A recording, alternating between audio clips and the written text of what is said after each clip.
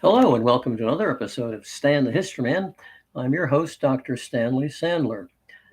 And today I'd like to talk about um, a different interpretation of the 1920s. We all know the 1920s, you know, bathtub gin and 23 skidoo, and of course, Prohibition. In America, at least, anyway, an era one commentator called it years ago, and the term has stuck, the era of wonderful nonsense, flagpole sitters, uh, uh, marathon dancing, short skirts, of course, the enforcement or attempted enforcement of prohibition. And that's all, we're all familiar with that. And there's a lot of that is true. That's what did happen. But there are other things about the 1920s that nobody seems to, well, at least to, even historians to say, hey, that's the point there.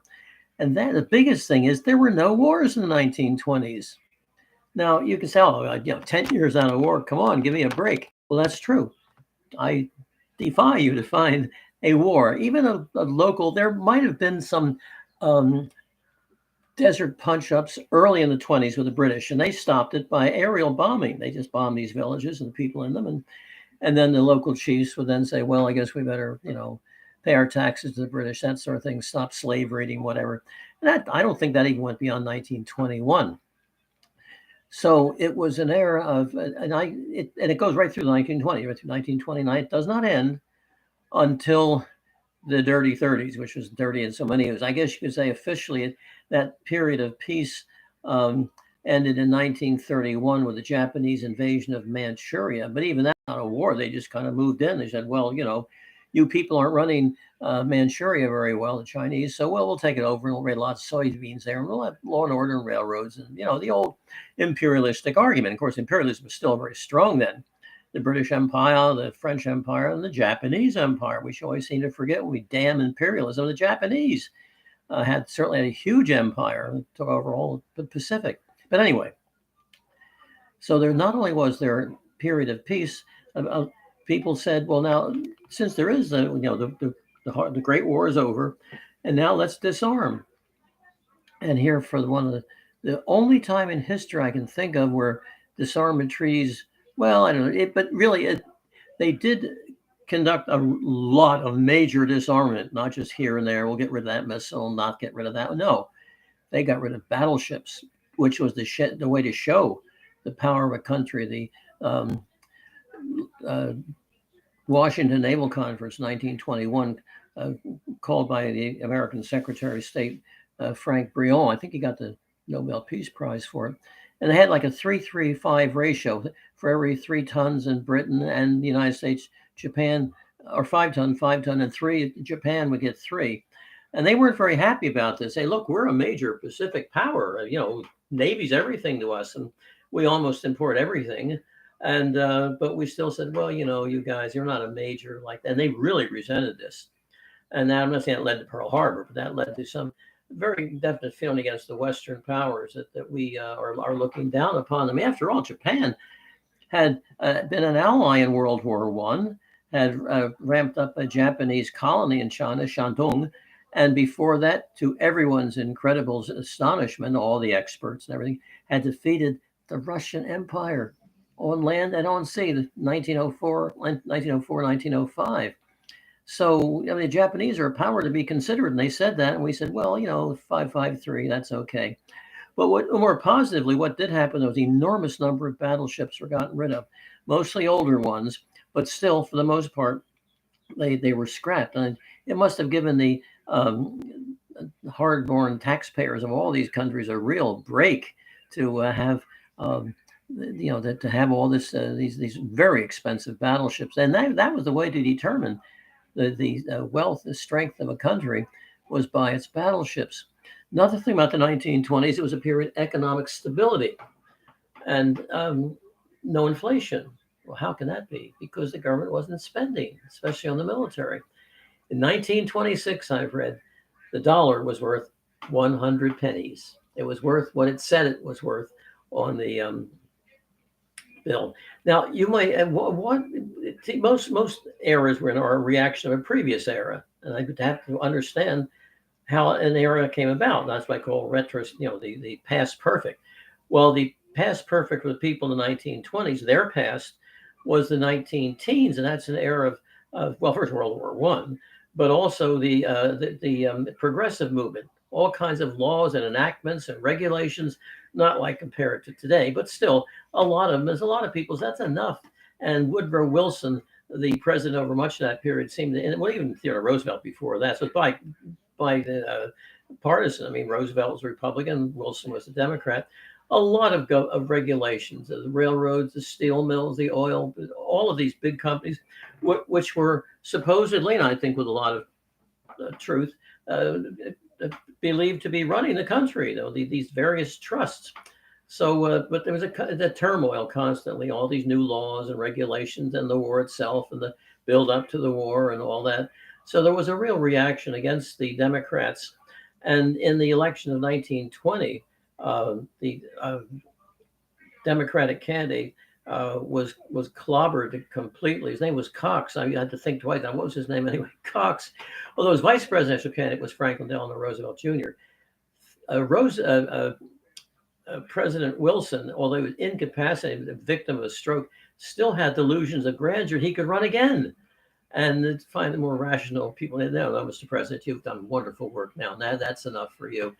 But for him to see a political hack like Harding elected in his place really was gall and wormwood. Although, historians used to, well, Harding and Coolidge, the two presidents through the 1920s, they were amiable, really not very important compared to Woodrow Wilson and Franklin Roosevelt, who came later.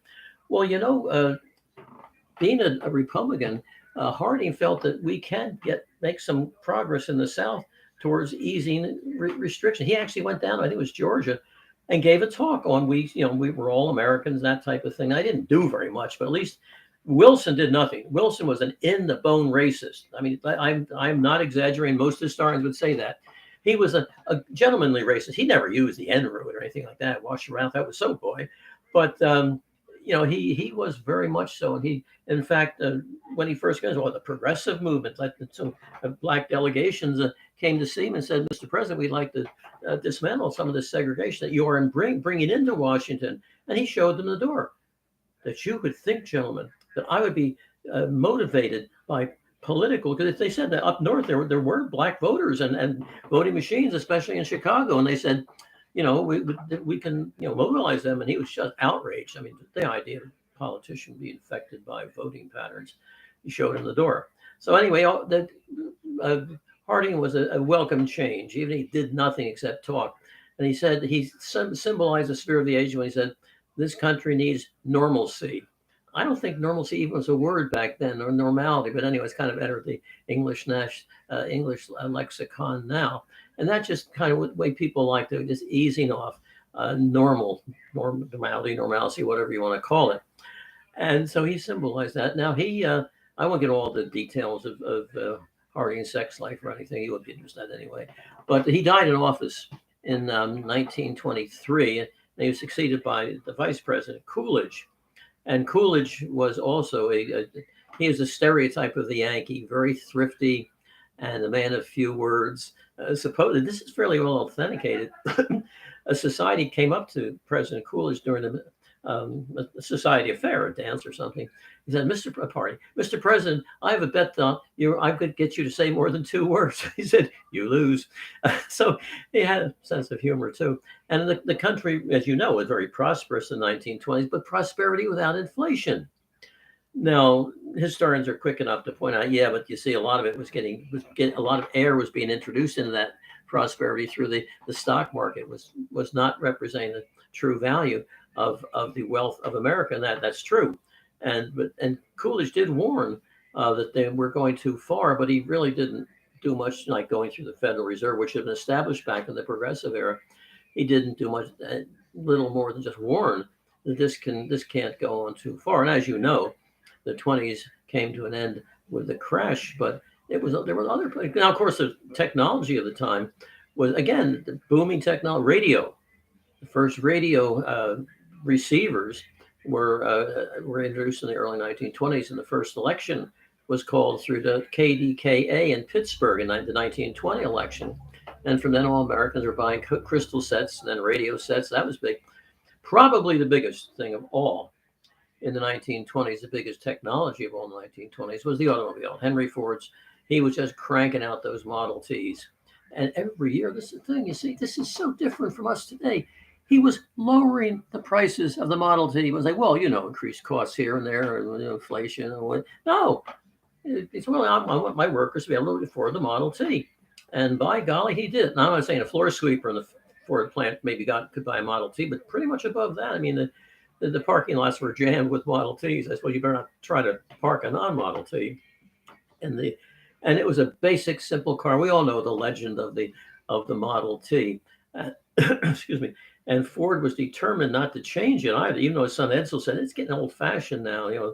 This young whippersnapper Chevrolet is really moving along with General Motors.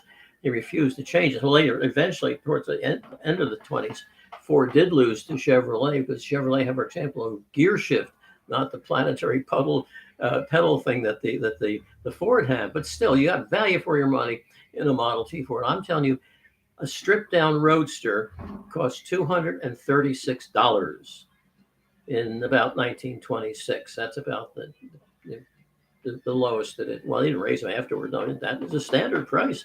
Well, for the strip down, he didn't have any headlights or anything like that. But still, it was there are all kinds of things you can add on to it, of course. So that's certainly a good example. And the other thing that taxes either went down or, of course, they weren't raised. Now, there was the expense of the war we had to pay. We borrowed money, and the Veterans Administration was brought in then, and that cost money. But still, it was an era in which and by the way, if you hadn't paid income tax, it meant you're making $100,000 a year. And that was big money then. And you had to fill out, or your lawyer had to fill out a single sheet of paper, which, your W-2 form was one sheet of paper. Oh, moan. Anyway, as we all know, it came to a crashing end in 1929 with the crash of the stock market. I should also point out the rest of the world, Britain, France, whatever, developed in the 1920s, but they still had high levels of unemployment, which we did not have. It was not the era of wonderful nonsense for the British. They went through a general strike, the only one they've ever had, where basically the whole country closed down. We had nothing like this here. Our unions are very weak. I mean, workers were making money; they weren't taxed at all. So what's the hoo-ha about? And of course, military expenditure was very, very small. By the end of the 1920s and well into the 1930s, the United States Army is about the size of the Romanian army, so they say about that, 3 or 4 divisions. The Navy was powerful, but it was aging. We built nothing, some cruisers and so on in the 1920s, and we built hundreds of destroyers. We just rolled them out by the hour during World War I. Then we're stuck with them because Navy go back to Congress saying we need modern destroyers. They look at all the destroyers you have anchored there in the Hudson River. So there wasn't much. And the Air Force was more like a test laboratory. They sort of a bucket shop. They'd make 3 or 4 new models like the I don't know what models they had back in the 20s and test them out. And not much. The real forward movement, this is odd, aviation came in the bottom of the 1930s. Now, the middle of the Depression, not the middle of the Depression, the bottom of the Depression. I'll talk about that later. But anyway, I just wanted to say how that the 20s were not all what we think they were. Just silly frivolity, jazz, prohibition, gangsters, Machine Gun Kelly, Al Capone, whatever. I mean, these things happened. But the basic thing was no war then, no inflation then. For the good old days. Well, thank you for listening. I'm Dr. Sandler, and I hope that you'll be listening and watching me again. Bye-bye.